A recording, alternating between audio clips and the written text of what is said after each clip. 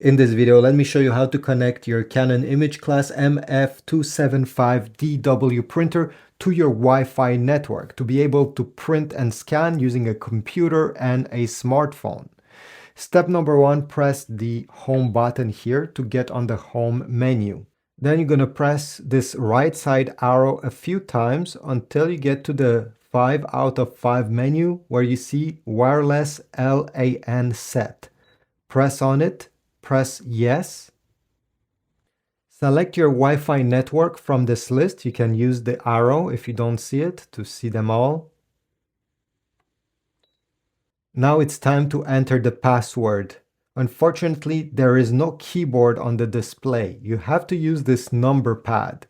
If your password has letters, each numbers also have letters. For example, if I want to type the letter U, I'll have to press twice on the number 8 and U will appear. If you want to use capital letters or numbers, you need to click on this option over here and you see it switches to number, to capital letters, to lowercase letters, and it goes back to numbers. So you're going to type your password, press apply, yes, and you'll get the confirmation message that it has been connected. At this point, you can take your phone or computer and connect yourself to the printer. I'll make separate videos showing you exactly how you can do these steps.